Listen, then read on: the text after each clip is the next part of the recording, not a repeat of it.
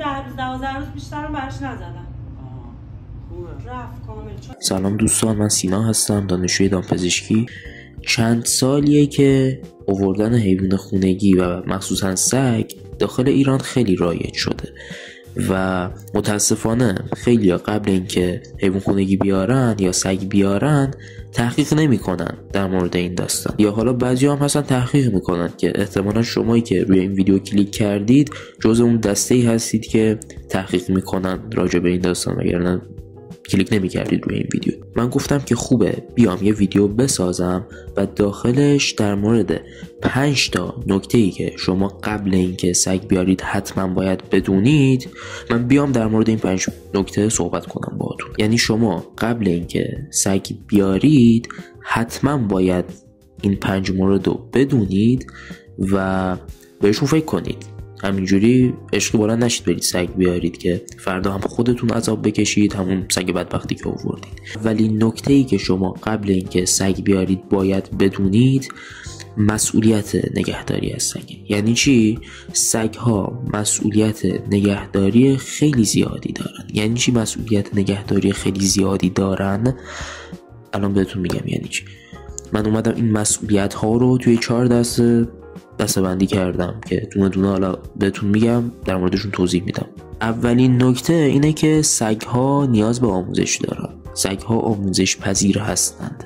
وقتی شما میرید یه سگو بلند میکنید میارید، مثل گربه نیست که خودش مثلا بلد باشه یا خودش یاد بگیره چی کار کنه، چی بده، چی خوبه. شما باید به اون سگ آموزش بدید. یعنی وقتی میاد عین یک کاغذ خالیه، شما باید داخلش بنویسید. اون سگه نمیدونه که مثلا دستشویی کردن وسط پذیرایی کار خوبی نیست، کار بدیه. نمیدونه که مثلا شما دارید غذا میخورید نباید بیاد مثلا به غذای شما زبون بزنه یا غذای شما رو بخوره. نمیدونه که مثلا نباید لیس بزنه شما رو، یا نمیدونه مثلا نباید وارد آشپزخونه شه. شما وقتی سگ میارید سگتون هیچی نمیدونه، شما باید خودتون بهش آموزش بدید. شما باید بهش درست و غلط رو آموزش بدید. اینکه چی کار کنه چی کار نکنه رو آموزش بدید. اینکه داخل خونه دستشویی نکنه بیرون دستشویی کنه رو آموزش بدید. اینکه اجتماعی باشه رو باید بهش آموزش بدید، خودش یاد نمیگیره. اینکه فرمان پذیر باشه یا چیزایی که بهش میگید رو گوش کنه، این خودش نیاز به آموزش داره. بشین پاشو باید یاد بگیره که بشین پاشو یعنی چی. وقتی میگی بشین یعنی چی کار باید کنه. وقتی شما بهش میگید نه، اون نمیدونه که وقتی میگید نه یعنی نباید مثلا اون کار رو انجام بده. شما باید اینو بهش یاد بدید. پس این مورد رو باید در نظر داشته باشید که شما وقتی یه سگ رو میارید باید آموزش بدید بهش.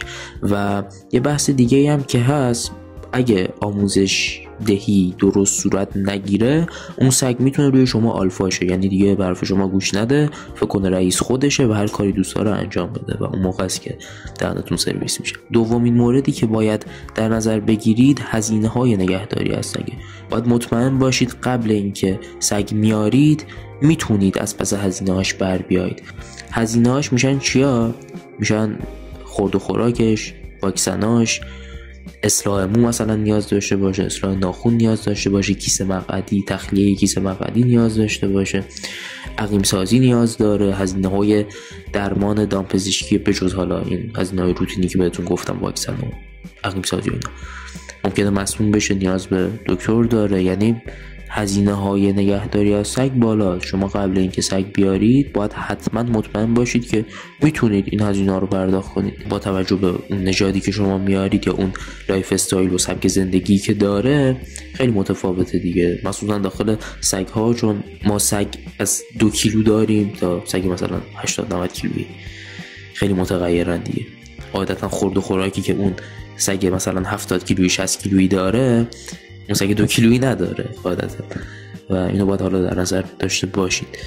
اگه سگ شما کسی رو بخوره شما مسئول مستقیم این داستانید. اگه سگتون به کسی حمله کنه مسئول مستقیم این داستان شمایید. اگه مثلا اون بمیره شما قاتلید. خیلی مختصر و مفید.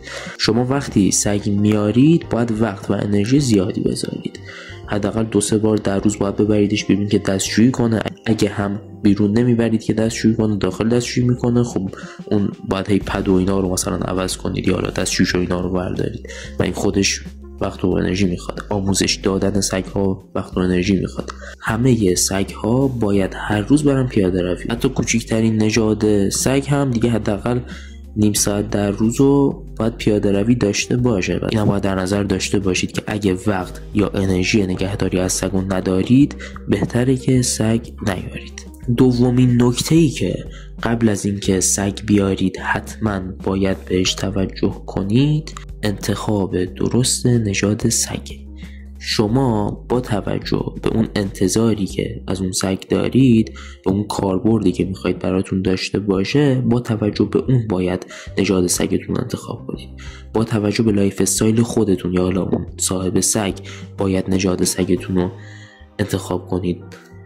هدفتون از آوردن این سگ چیه؟ این سگ قراره مثلا داخل یک کارگاه به عنوان نگهبان باشه یا داخل خونه به عنوان سگ خانواده باشه؟ قراره پرستار مثلا سالمندان باشه؟ قراره چی کار کنه این سگ؟ هدفتون چیه از آوردن این سگ؟ این اول باید مشخص کنید، بعد بگردید نژادی که فکر میکنید مناسب خودتون هست اون رو انتخاب کنید. چون نژادهای مختلف سگ تا 180 درجه ممکنه شخصیت هاشون و نیازهاشون و یا چیزای دیگه متفاوت باشه. پس حتما قبل اینکه سگ بیارید حواستون باشه که نژاد درستی انتخاب میکنید. به عنوان مثال آدمی که سال تا سال از خونش بیرون نمیره، ورزش نمیکنه، زیاد اهل بیرون رفتن و اینا نیست یا اصلا وقت بیرون رفتن و به اون صورت نداره، قاعدتا نباید بره مثلا یه نژادی مثل ژرمن ورک بیاره که انرژی خیلی زیادی داره.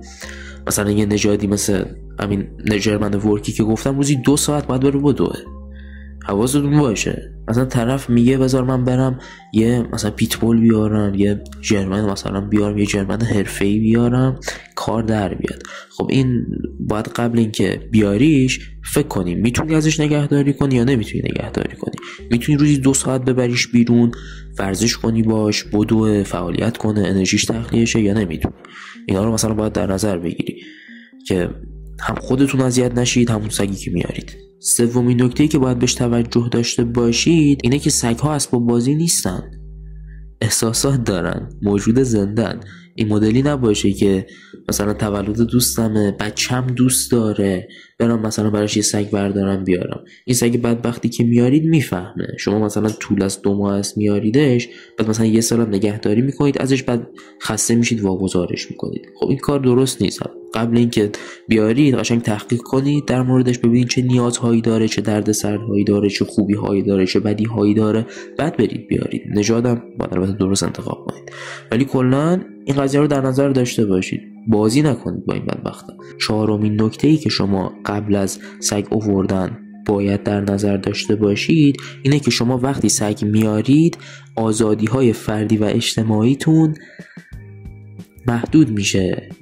یعنی چی آزادی‌های فردی و اجتماعیتون محدود میشه؟ یعنی شما اگه تا دیروز با هر آدمی رفت و آمد میکردید، از امروز نمیتونید با هر آدمی رفت و آمد کنید. اگه هر جایی دوست داشتید میتونستید برید، الان دیگه احتمالاً نمیتونید، چون یه نفر داخل خونه همیشه منتظرتونه. اگه مثلا تا 3 شب مثلا بیرون میموندید، 1 روز کامل خونه نمیرفتید، 2 روز کامل خونه نمیرفتید، یا مثلا مرتب مثلا در سفر بودید، وقتی که سگ میارید دیگه از این خبرها نیست. یه بدبختی همیشه خونه منتظره که شما برید باش بازی کنید یا بهش غذا بدید یا بهش رسیدگی کنید. اینا رو باید در نظر داشته باشید که وقتی که سگ میارید خیلی ارتباطاتشون با شما محدود بشه. سگ دوست نداشته باشن یا دوست نداشته باشن شما سگتون رو همراه خودتون ببرید مثلا خونه اونا، یا داخل جمعایی که میرید با خودتون ببریدش، و همین داستان یکم محدود میکنه دیگه. یا مثلا شما مسافرت میخواید برید داخل ایران، حالا داخل بقیه کشورها نمیدونم چه شکلیه، این که بخواید با هواپیما برید یکم داستان داره براتون، سخته. بخواید با سگ سوار هواپیما بشید، دردسرای خودشو داره.